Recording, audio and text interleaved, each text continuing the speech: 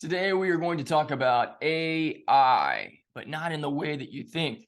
A lot of people are really excited about all the different possibilities that AI can provide for us with, technology just turning into all kinds of stuff. And then there's other people that are kind of nervous or sometimes even scared about what AI might mean, like some sort of really weird science fiction movie where the computers turn against us. That's not the kind of AI I'm here to talk to you about. The kind I'm here to talk to you about today is fun and exciting and something you have access to regardless of your internet connection. So come on, my friend, let's dig into the soil of this together. Hey, my name is D. Grant Smith. I am the growth farmer for personal development through the lens of storytelling and spirituality. We're going to dig into both of those big subjects today. Here's something to consider. AI, artificial intelligence, intelligence that is being gathered by all kinds of other intelligent sources from all over the world through electronic devices and computers and the internet and all kinds of other stuff, gathering all this data and then using it in, I don't know, all kinds of different ways to do different stuff. What if AI is something that's completely different? And what if you don't have to have a computer or a cell phone or Wi-Fi access to use it? What if you can use it in the middle of the desert in Africa or Australia or America for that matter? Doesn't really matter. Here's the kind of AI that I'm talking about. Affirmations and imagination. Now, I talked about affirmations a couple times this week, including one where I did I would consider it to be a fair Jerry Seinfeld impression. What do you think? I'll link it up top and also put a link down below. It's a video called What's the Deal with Affirmations? But affirmations are powerful tools to get us to change our conscious state, feel different, and also access the intuitive, there's another I word for you, intuitive, creative power that each one of us have.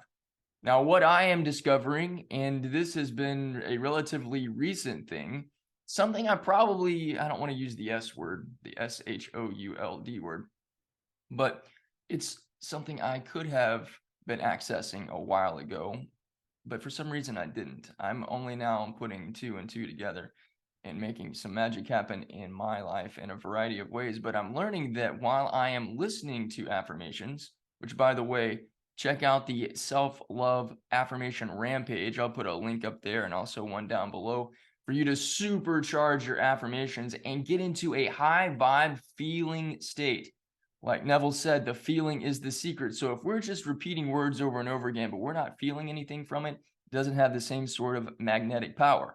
Why is that? Well, because the heart produces 5,000 times the energy frequency that the mind does. So the mind is putting out an energy frequency and it is powerful, but when we can amplify that times 5,000, holy cats, that is massive.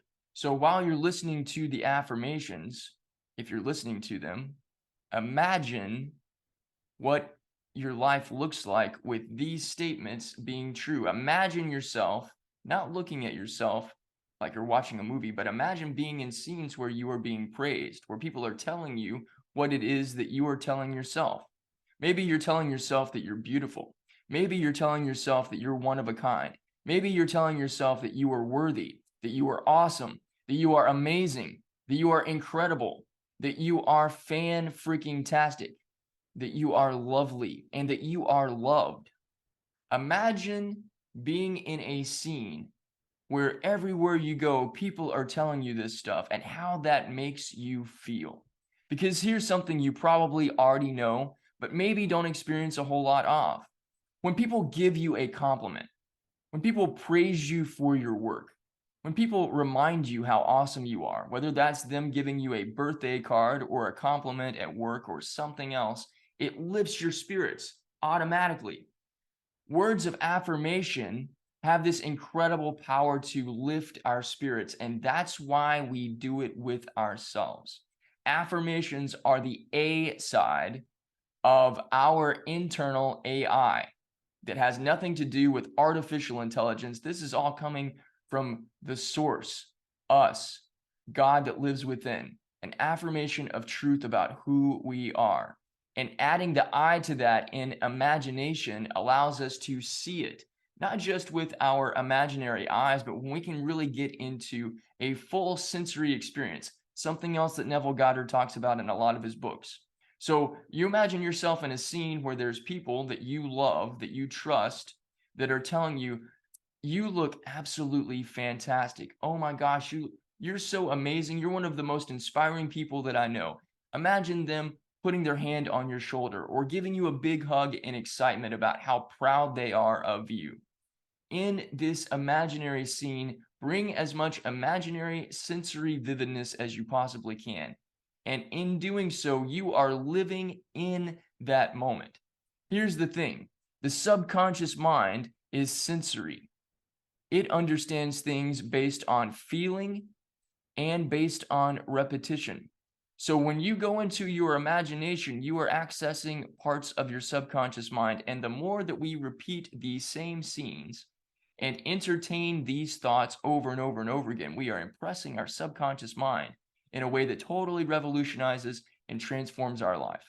Now, here's an extra bonus for you. This has to do with controlled imagination.